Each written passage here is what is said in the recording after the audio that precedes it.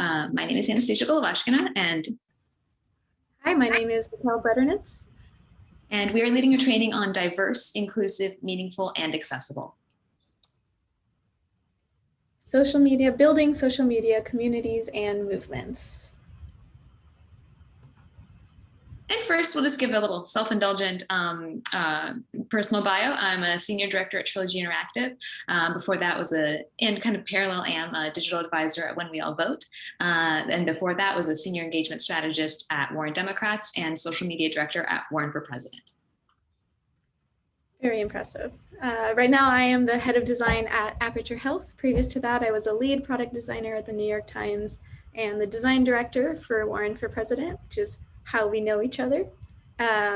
Previously, also a staff designer at Pivotal Labs and a visual lead at IBM. What a resume. Thank you.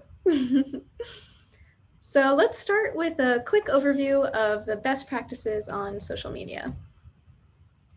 So in this breakout session, we'll actually focus on the last two, but overall, it's important to post with purpose. So that means thinking critically about your content priorities and your platform selection, and to make it as easy as possible. Make engaging through your calls to action easy for the people that you're speaking with.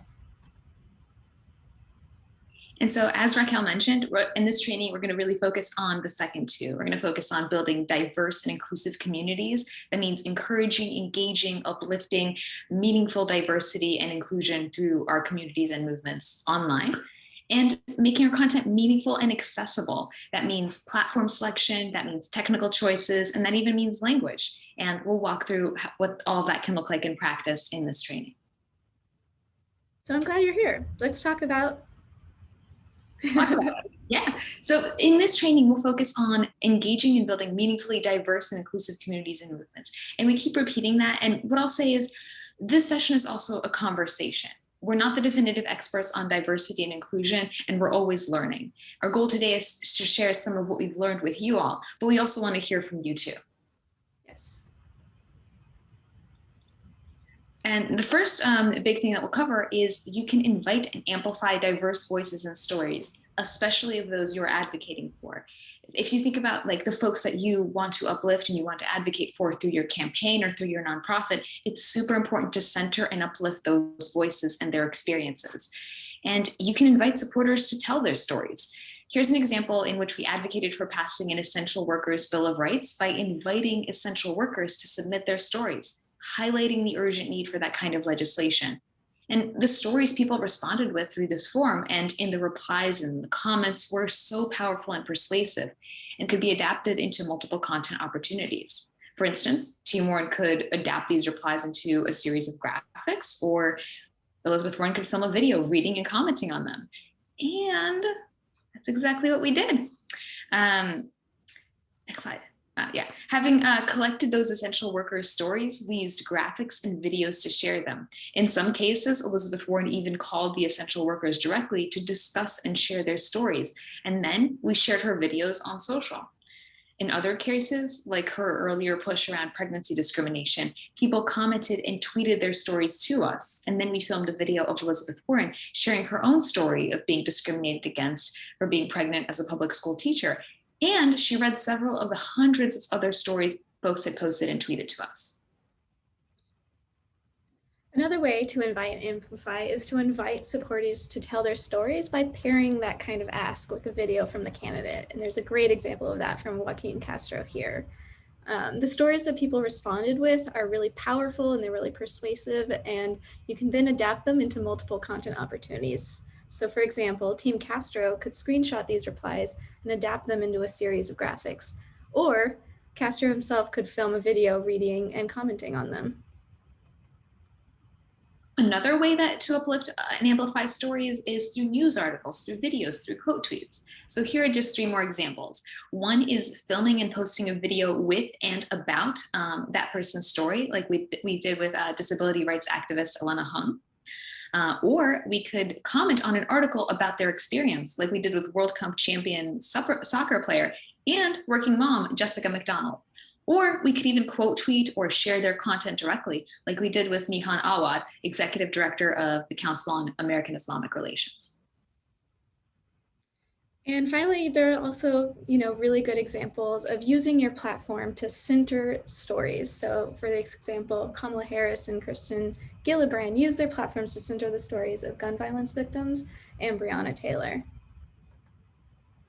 And in some cases, this can look like just posting a graphic to their Instagram account or their other social media accounts.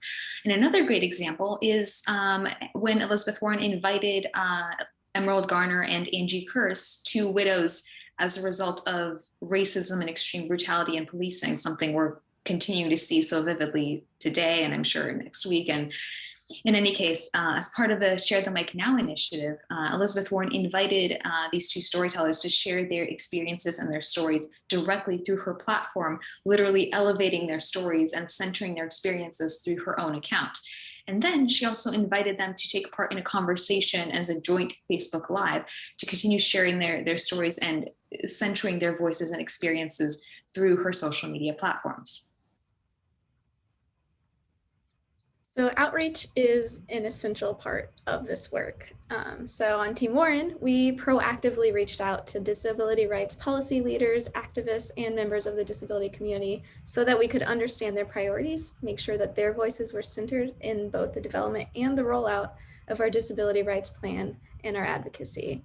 So here are two examples of some of the community leaders we reached out to and invited to be involved, and the tweets that they posted about that outreach and what it meant to them. And those tweets, of course, we in turn uplifted. And so that's Matthew Cortland and See Mia Roll on Twitter, both amazing disability activists that we've continued to have relationships with since the campaign and post the campaign.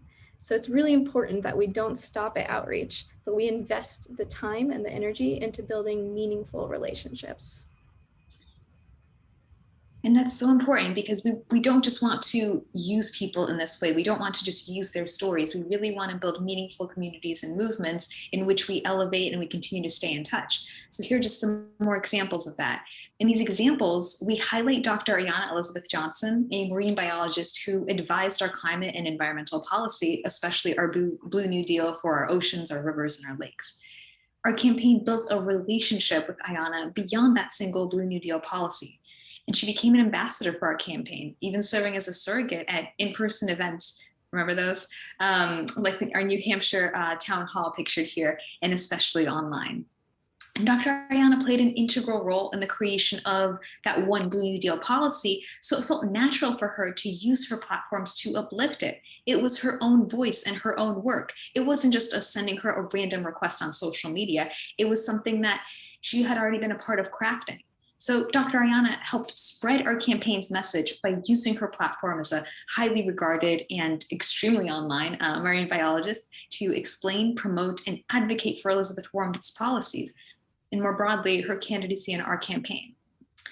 Intersectionality affects all issues and it should shape all policy and all content. And Dr. Ayanna highlights environmental racism through her work and platforms, and she helped us do the same with ours.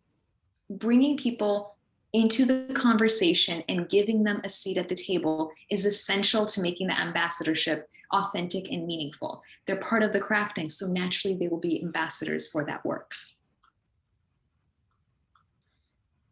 And importantly, we can't just fake these relationships and we can't just build them up just to tear them down the day after Election Day. For example, long past Elizabeth Warren leaving the primary race, we continue to uplift and celebrate Dr. Ayanna Elizabeth Johnson and the other policy leaders and activists we partnered with throughout the campaign. And building relationships means building long-term relationships, and on social media, continuing to uplift our community, and that should play an integral role in continuing to build those relationships. So you remember disability policy leader and community member Matthew Cortland from a few slides ago. So our campaign didn't forget about our relationship with him either. And that's so crucial. The election day is time limited, but the people and the relationships with them are not. Your candidate, whether or not they win, will keep doing work in the community, one hopes, and those relationships should remain as well. And building on that, we strongly recommend investing resources into making content meaningful and accessible. So what does that mean? So here's an example of how we took a policy like canceling student loan debt and we made it meaningful to general audiences. So our team built this online calculator and encouraged our supporters to use it to go and calculate how much of their student loan debt would be canceled under our plan. In doing so, we also encourage supporters to use the hashtag #CancelMyDebt to share their story about student loan debt, to help and encourage our supporters to serve as ambassadors for our message, and to have a touch point for other people to find each other's stories and connect around all of the meaning that they are creating in their own stories. And in this way, it becomes so much more human and so much more of a conversation than a 13-page policy plan, as wonderful as those are. Making content accessible also means in a way that your audience can access. That means posting to the platforms that your audience is on. So meeting them where they're at, whether that's Instagram or Facebook or TikTok, you find people where they are. Posting in multiple languages for a multilingual audience, making sure that you are speaking in the languages that your supporters are, including things like alt text and video captions in order to make content accessible to audiences with certain disabilities, as well as more accessible to people who may be on mute, for example, or don't have time to watch a video but do have time to read a transcript. You can also make sure that your color palettes and your graphics are colorblind accessible, and they're really easy online tools. You can just search color contrast checker online and find them.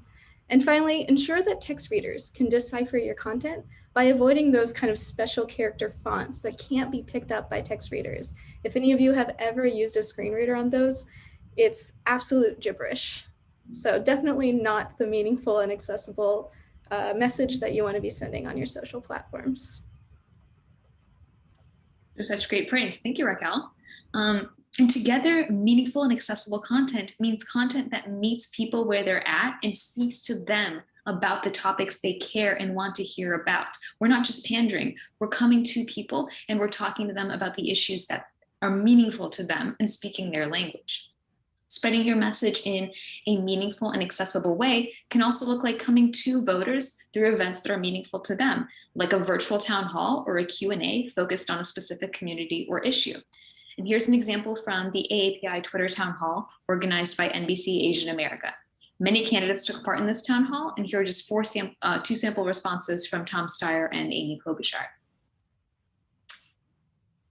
And in another example of meaningful and accessible storytelling, we shared this video about our Latinx Engagement Director's listening tour, in which she focused on reaching out to and listening to Latino communities across the country, especially in Texas and California.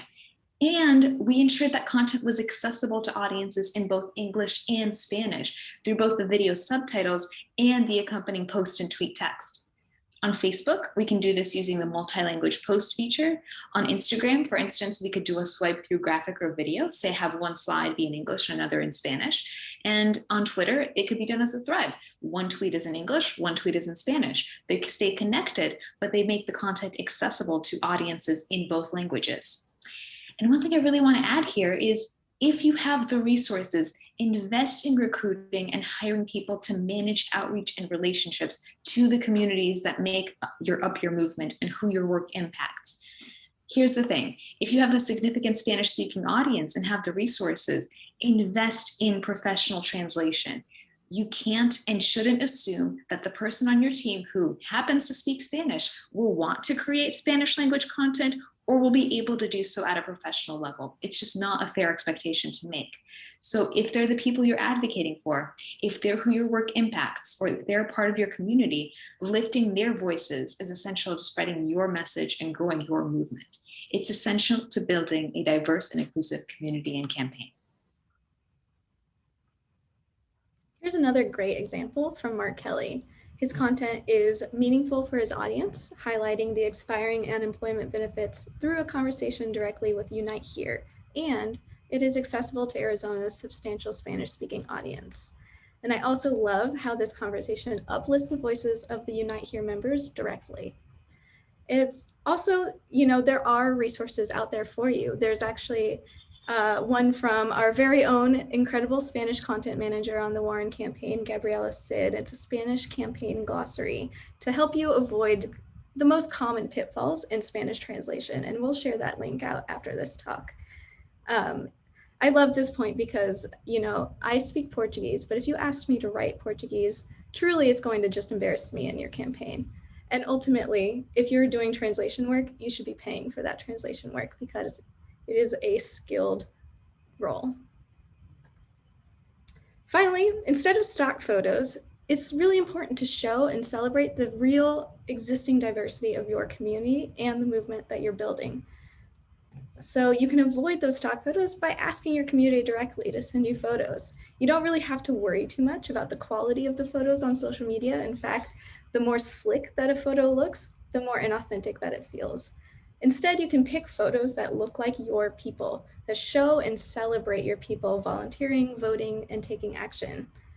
This also covers non-photographic content like emoji, so it's important to use a spectrum of colors and to avoid implying a hierarchy of skin colors such as light to dark or dark to light. Much better to mix them up, and in that way it will also more accurately reflect the diversity of your community.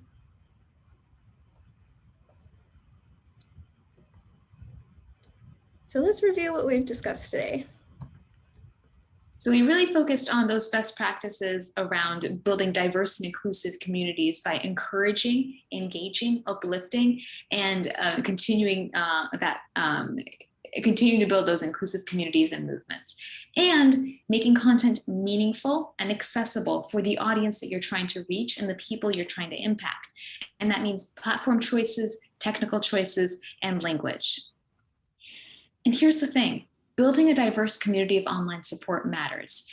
If you are advocating for specific people, specific concerns, and the policies that matter to them, literally coming to them, making them part of the conversation, amplifying their stories, and bringing them into the development of the policies that will address their concerns is the most authentic way to do this work.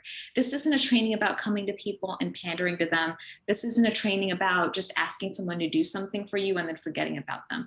This is about truly building a meaningful, diverse community of online support and how social media can reflect that. Absolutely. Crucially, social media and your graphics and your digital is the last step in an overall interaction of you and your community, the overall relationships that you build and those relationships that you continue. Only then will you really have a diverse and meaningful online digital presence. Otherwise, people will know that you're lying. That's what we got. So we'll take plenty of questions. I think we already have quite a few coming in through chat. So folks can continue to chat us questions. Also, if you want to ask something on video, just let us know and we can unmute your video and unmute you. So just let us know. Oh, Giovanna, I think, is asking to repeat the last point about colorblind folks. Raquel, do you want to take that one? Raquel's an expert on making accessible visuals. Absolutely, yeah. There's an extraordinary statistic that I can't remember, but you can assume that even like 1 in 4 of the people coming to your content will be colorblind. If you're using, you know, just red and green alone to indicate meaning, you're going to lose some people. And you're not just going to lose colorblind people, you're going to lose people who, you know, for example, on my phone in the evenings, I have it turned to black and white because I want to not have so much color yelling at me at night. I would miss the understanding of that graphic as well. In general, it's really great for colorblind reasons and otherwise to always have 2 different indicators of something. So both an icon and the color, or, you know, a label or a pattern, anything like that. And you can work with your designers to find the right answer, but usually just put a label. That's usually the answer. And the really great thing about making content accessible, be it through video captions, be it through colorblind appropriate color choices, is that this makes content better for everyone. Everyone does better when everyone does better. This isn't just about, you know, making content accessible to a certain small percentage of your audience, though there is that small point of it. It's about making it better for everyone. And once you invest the time and resources into making this part of your process, it will just be an automatic part. Like on Warren for President, we just knew that if we have an image, we got to add an image and we got to add the alt text. It's just a part of the process. It's not extra work. It's part of the work. Integrated, absolutely. Emily is asking about the multilingual post feature. Do tell. Yeah, so on Facebook, for example, I don't have it right in front of me right now, but you can select to have the text come up in different in multiple languages. So for instance, if someone has their Facebook turned to Spanish, you can provide language that will appear to them in that language. Whereas if they have their Facebook set to English, it will show up in English. There are some automatic translation features on Twitter, on Facebook. If you have the resources, we strongly recommend customizing this, just as with video captions. The automatic tools will do something. They will get you somewhere there.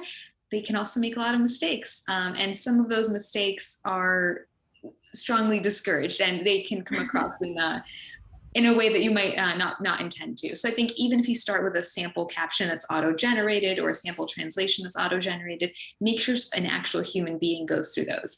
I'm native in Russian and English, and sometimes just doing the Google Translate of like English, I can tell, and I'm sure that Raquel can also tell when it's Google Translate from Portuguese to English, it sounds nothing like the language. So it's something to keep in mind. Is that available on Twitter and Instagram? So Twitter and Instagram do have those default translations, but what I would recommend is on Instagram, do a swipe. So for instance, the first graphic is in English and the second is in a different language. And on Twitter, you can do thread. And I use the example of starting with English and then a different language, but it doesn't have to start with English. If the substantial proportion of the audience is speaking in Spanish or Chinese or a different language, the first panel or the first tweet can be in that language. It doesn't have to center with English. Absolutely. Folks have any other questions?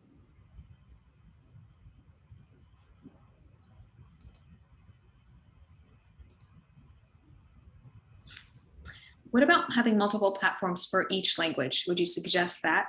I think it depends. I think it also depends on how substantial your audience is. What I generally recommend with a hashtag or with a platform selection is concentrating your audience on the one space you can maintain. If you have the resources, that may be something to consider, but really think about how substantial that audience is and how likely it is that they would prefer to be divided into those two separate camps. And then also just your capacity to maintain content for those both. Like on the one hand, it's fantastic to have a separate Twitter in English and in Spanish. On the other hand, if the English is so populated with content daily and the Spanish one is forgotten about, and then just like every month you would remember, oh yeah, I should like tweet something in Spanish, I think that would look worse. So something to consider. I see a question come in of, could you talk a little bit more about alt text and the important points to hit both for live photos and for text information and infographics? Whew. Yeah, absolutely. The most important piece about alt text is to really give people the most meaningful information that they need to know from the image that isn't in your post. So I've seen a lot of alt text people just write like image of supporters, which might be fine if that's the only meaning that a sighted person is getting from that, great. But if it happens to have a supporters and let's say the information for your event, you should include that as well. Most alt text places now don't limit your characters. It's infuriating to me that some places do, because a picture is worth 1,000 words, so at least give me 1,000 words to describe it. But most crucially, you want a blind person to come to your event. Think about what in that image they would need to know and what you're trying to portray, and try to explain that well. For live photos, it's also kind of important, generally the same way, to keep alt text there. And if there is something meaningful in the movement, make sure to include that, and to also usually include a caption. And don't double up your caption and your alt text, because to a screen reader user, you're just going to sound like you're repeating yourself. Lastly, for Instagraphics, there is a feature to use alt text on Instagram, but it is hard to find, and I've heard that it's hard to use. So I would recommend just putting it in your kind of post graphic text. You can kind of put it down at the bottom and have like image alts and describe them at the bottom within your text post. Emily asks, my org uses a membership site built on a platform that it turns out doesn't have decent accessibility features. Any suggestion about how to push them to prioritize becoming more accessible and working around those limitations in the meantime?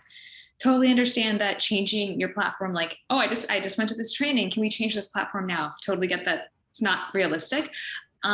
Some ideas that come to mind, then Raquel will bounce it over to you. You can, even if it doesn't have a space, for example, for alt text, you can always include a description in the caption, just as Raquel just suggested for Instagram, and just put describing the image there. I think and then for instance, with video captions, if a video needs to be shared, for instance, you could share it, you could have the captions visually built into the video, or you could link offsite to a specific platform where the video lives, where it does have captions uploaded to it. In terms of how to kind of negotiate this or discuss it with the platform itself, I would point to how important this is for a specific audience and pointing to that data point, but then also point to the broader data point. For example, how many people are viewing, how many people view social media content or social media videos, watching it on mute, for example. Captions matter for them too. And pointing to those data points, as well as the best practices and the importance of inclusion and how important reaching out and making your content accessible is to those members, can be a very powerful data point to point back to when having those conversations. Raquel, what do you think? That was perfect. Yeah, I think two things, like always provide an alternative somehow, whether you host it elsewhere, a transcript somewhere, or in the post text, to kind of cover up. It sucks that you have to do that, but to like fill that gap between you and your platform. And there's a ton of data points. YouTube, for example, viewership went up by an absurd percentage when they added auto captions. So you can't just count it by the size of your implied disabled audience, though they are extraordinarily important. It's also on the size of your audience that is watching something on mute, for example, which is far larger. How do you approach recruiting activists from different backgrounds, college students, and working individuals for progressive movements? Global, especially if you're global, I could definitely see how that would be challenging with global reproductive justice in this case. I think it's ultimately, I'll give my take and then bounce it on over to Raquel. My sense is that it's about coming to those audiences with that meaningful and accessible content. What makes this issue meaningful to them? What makes it meaningful to you? That personal story that only you can tell, and that outreach that is truly addressing their needs and talking to them about what matters to them in this issue. I think approaching it as a conversation and really giving folks a seat at the table is the way to make that kind of the inclusive movement that really works for everyone when they literally have a say in how that policy is developed. So I think that outreach, first approaching it as a conversation is essential. Yeah, I think the sooner that you start that conversation, the better. It's not going to do so good for you if you got to the very end of building your policy and setting everything together and you're like, oh, I need a quote for social media. Let me find someone. That won't work as well for you as we said, that ongoing conversation. I also really want to say, like, as far as is possible for you, hire a team that reflects the community that you're serving. Hire those people into your own team. I think that's so important, and it's kind of a piece that a lot of people kind of neglect or overlook. Absolutely, absolutely. And don't just hire diversity for those lower roles. Like it's not enough to just have a bunch of diverse interns or for folks in the associate position. I think at all ranks, and meaningful diversity that encompasses a variety of things that include skin tones, but also languages, and disability, and gender. And gender, I don't just mean hire women. I mean truly LGBTQ plus, the whole spectrum, and all of that. I think the diversity brings meaningful different perspectives, different things that different people notice based on their backgrounds and experiences. It literally would make your work better. Totally agree. Should we avoid emoticons in posts? I personally tried to avoid them in posts. So screen readers can pick up emoticons, or most emoticons.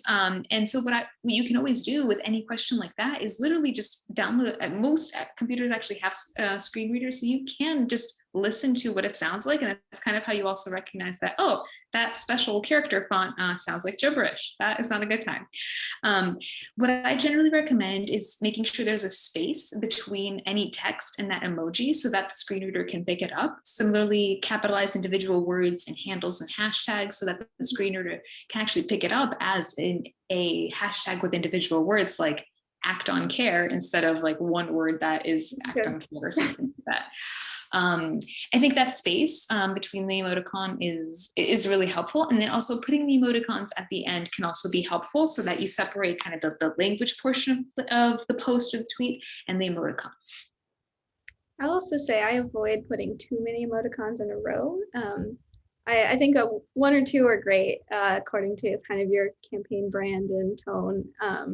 But if you've got like 5 or 6 in a row, then it's a little annoying for a screen reader to hear. And again, just listen to what this sounds like for a screen reader, and I think you'll experience it, and I think you'll have a much better understanding of what this actually sounds like and why it's important. Yeah, and I will say, if you have a Mac, you have a screen reader built in automatically. It's called VoiceOver. So if you Google how to turn that on and how to use it, that gets you a long way. So you don't have to necessarily go out and buy screen reader technology, though I would recommend it if it becomes something that you're doing a lot. When building community, often target groups don't have social media access. How do you access these voices? I appreciate the ideas to hire a team that reflects your message, other ideas to reach out. I think I wonder if they do lack access to social media. It's oftentimes, for instance, various communities that specifically may not have a desktop often do have access to mobile, and it's just different kinds of social media. So for instance, they may be on SMS, they may be on Snapchat, they may be on TikTok, and those more mobile first platforms. In terms of how to reach them, I think it also comes down to hiring dedicated outreach staff to build meaningful relationships with those folks. And again, I think with all of these cases, be it with hiring, be it with outreach, really building meaningful relationships and meaningful diversity, not thinking about what you can get out of people, but truly bringing them into the conversation, a seat at the table, making them part of your movement and your community. Warren's campaign did a uniquely excellent job of creating online community, like content that encouraged engagement with other supporters. Well, thank you so much, Melissa.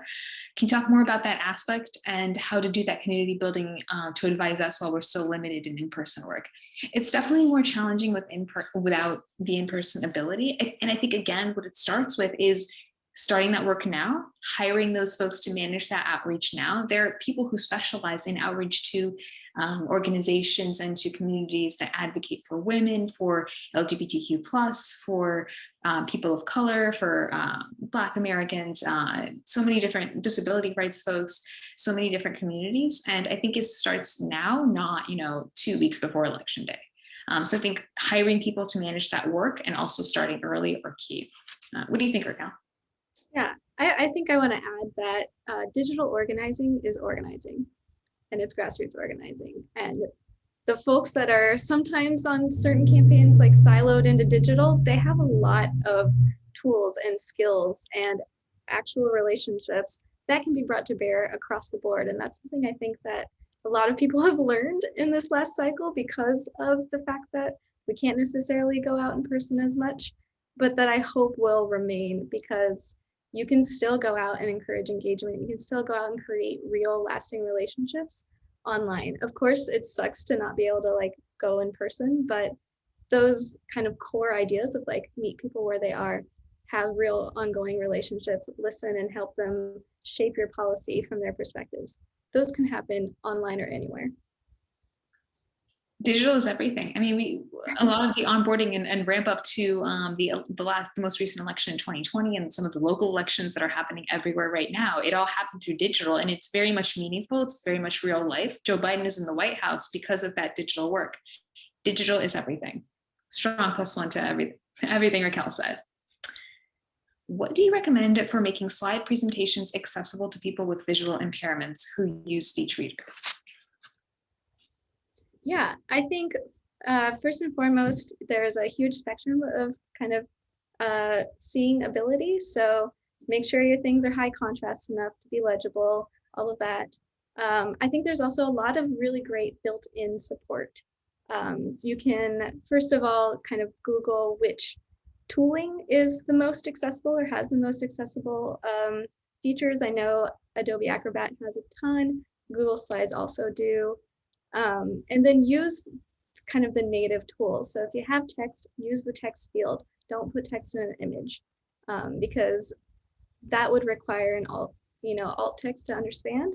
And that requires kind of your speech reader users to have to search for meaning rather than kind of understanding it straight from the headers.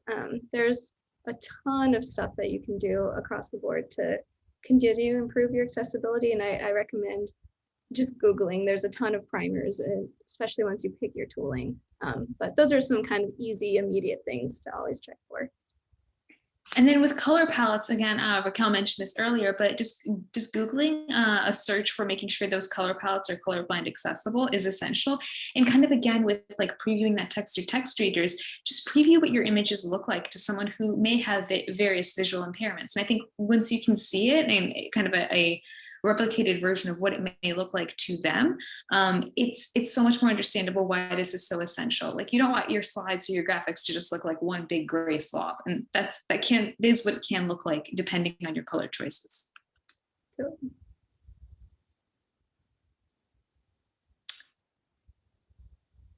Oh, that's awesome. So glad that you have been using these tools and have been an advocate in the disability rights movement and labor movement. Both are so important, and inclusion is so important to that work. I think that's awesome. Thank you, Christy.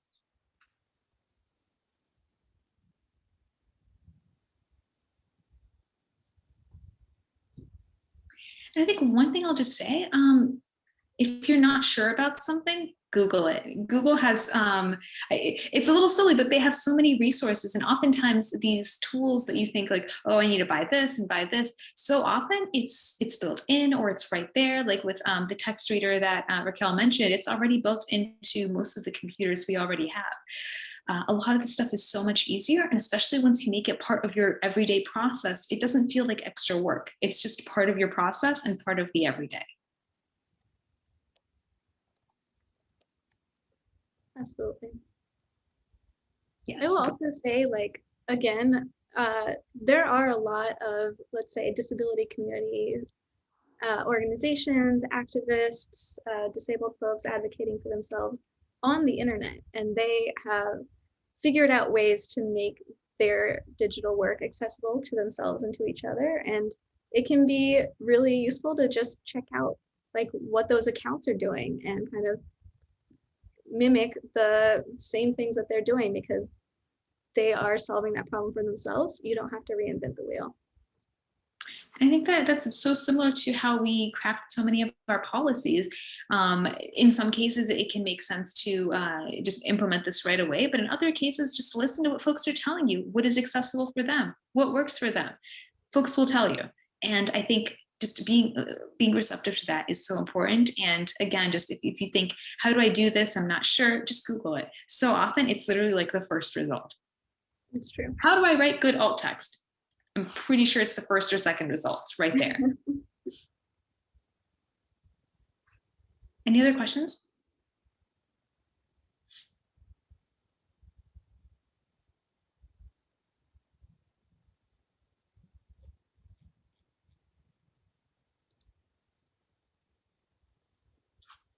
Sure, I think I can unmute you, April.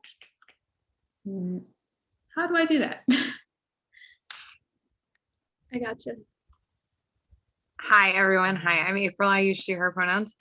I was going to ask something that you mentioned earlier in the presentation, which I found really insightful, as just a reminder, because I was there when I saw it happen the first time, is collecting like supporter experiences, collecting people's experiences, not just in like tweet threads, but having that link to an external source. So this is more like a technical question, I guess. Like, what do you think is the best way to collect those stories? Like, do you make a Google form? Do you ask people to send you an email?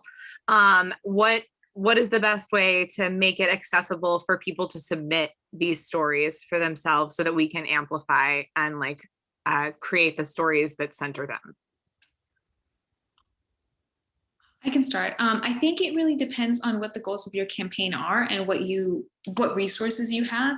If you're able to build a forum on your website, that can be a good option. But I think also giving folks a variety of different ways to share their stories is the most impactful and the most accessible. And it's literally meeting people where they are. So I think allowing them, like for instance, with this, with student loan stories, but also closer to the election, we collected stories about why people were voting. And we gave folks the option of leave a comment, reply with a tweet, or submit it through our form. I think making that accessible and giving folks the option is the best way to do this. And in terms of collecting stories, one thing I'll also say is some really engaging content is just taking a screenshot of that and then making it a graphic. Folks really love that has been performing particularly well across social media. So I think just giving folks a variety of ways to submit it is the way to go. In terms of a form, if you can build it on your website rather than a Google form, that I think that is ideal, but a Google form is also a great option. I definitely don't want to discount that. Raquel, what do you think? Yeah, I second like as many available avenues as you can offer, the better. And if you can kind of do the work on your side to have all those go in one place, or have a team that is collating those from email, from forms, from social media, whatever. It's a little work on your side, but I think it's always worth it. I think the cool thing about having a form on your website as well is, firstly, like have it available at all times, and people will give you stories of their own volition, which is awesome. And secondly, if you own your own code, you can make it accessible and you can make your form fields accessible. And that's often more accessible for screen reader users and otherwise than like a Google Forms. But again, like the more options you give, the better, because people have already figured out how to use Twitter, right? So if you have an option on Twitter, they'll go to you from where they are. And then the easier you make it to do something, kind of like that, one of the best practices we mentioned was just make it as easy as possible. Making things easy, making it accessible, gives you more stories, gives you more things to work with, and more meaningful conversation and more meaningful and diverse message. So again, we all do better when we all do better. Absolutely. Emily is asking any suggestions about accessibility in Zoom events? I think the first one I'd start with is I'm really glad that Organizing 2.0 is captioning all events. I think making captions available is crucial, again, especially for folks who may need those to access the event. And making sure that slides, for example, if you're presenting something, are colorblind accessible and making them available to folks is also something I would recommend. Yeah. I would also recommend, if you can, and especially if you know that you're going to be talking to, deaf community members, get an ASL interpreter in addition to captioning. If you can pay for it, pay for a live human captioner. Otherwise, you get what a lot of us lovingly call craptions, which are just captions that come out as gibberish because it's an AI. There's a few other Zoom accessible things that you can do. But those are kind of the main ones. And as always, Google it. I know for a fact I've seen kind of manuals on how to set up your Zoom events for success. Oh, and one last thing I'll mention, think also about the accessibility of time. When is a time that the majority of your audience would be able to come to your event? Because sometimes things are too late, and people who are chronically ill, for example, are not going to want to stay up until 2 a.m. Or otherwise, know your audience and think about that when you're thinking about timing as well. April, I think, asked about the Spanish campaign glossary. So I'm just going to share that Google Doc right now. The campaign glossary by our incredible Spanish content manager, Gabriela Cid. We'll say that Gabriela led the Spanish content team, but very much wasn't the only person doing that work, but led an incredible team, and she's fantastic. Yes, definitely recommend her as a Twitter follow.